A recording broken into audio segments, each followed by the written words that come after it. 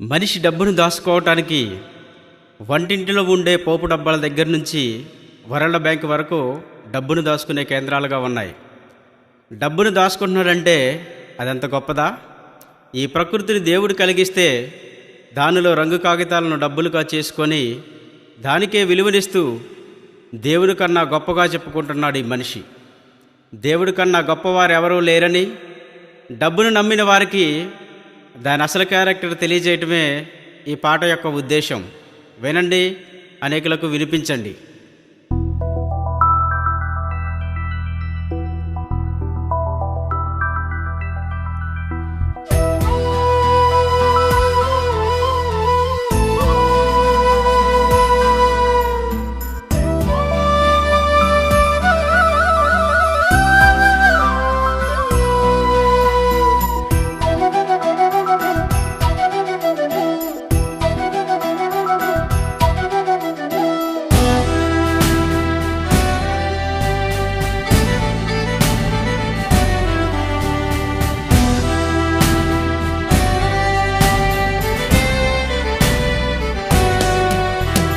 వాక్యానికి విలువుందా?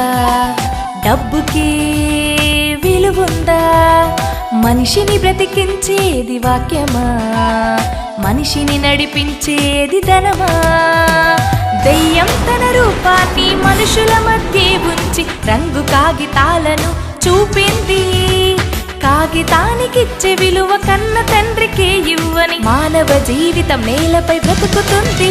కరెంటు షాకు కొట్టిన నరుడైనా బ్రతికేస్తాడు. కరెన్సీ షాకు కొడితే భక్తుడైనా పడిపోతాడు. కరెంటు షాకు కొట్టిన నరుడైనా బ్రతికేస్తాడు. కరెన్సీ షాకు కొడితే భక్తుడైనా పడిపోతాడు.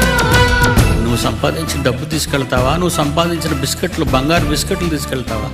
ఒక సద్దాం వాడు బంగారు బిస్కెట్లు డాలర్స్ మధ్య చచ్చిపోయిన శవంగా మారిపోయాడు. ఒక గడాఫే ఒక బంగారం మొక్కల మధ్య, లేదంటే వాడు డాలర్స్ మధ్య వాడు చచ్చిపోవడం, చంపేయడం చూశారు. మనం కూడా ఏదో ఒక రోజు వెళ్ళిపోతాం కదా. వెళ్ళిపోయేటప్పుడు ఈ బరువులన్నీ ఎందుకు మనం మీద వేసుకుంటున్నాం? ప్రశాంతంగా మనసు పెట్టుకొని సమాజాన్ని బాగు చేయడానికి ఏం చేద్దామని మంచి ఆలోచనలతో ముందుకెళ్ళవలసిన మనం ఎంతో మంది అన్యాయం అయిపోతున్నారండి. సమాజాన్ని బైబిల్ మేల్కొల్పడానికి వచ్చింది, మతాన్ని మార్చడానికి కాదు. డబ్బులకే విలువున్న శీలమే ఉండదని, గుణమే నీ కొద్దని, ధనమే కావాలని. డబ్బులకే విలువున్న శీలమే ఉండదని, గుణమే నీ కొద్దని, ధనమే కావాలని. జేబులో నోటుంటే చాలని, మనసులో వాక్యమే వద్దని. పైసామే పరమాత్మని, దేవునిలో అన్ని ఉన్నవని. కరెంటు షాకు కొట్టిన నరుడైనా బ్రతికేస్తాడు. కరెన్సీ షాకు కొడితే భక్తుడైనా పడిపోతాడు. కరెంటు షాకు కొట్టిన నరుడైనా బ్రతికేస్తాడు. కరెన్సీ షాకు కొడితే భక్తుడైనా పడిపోతాడు.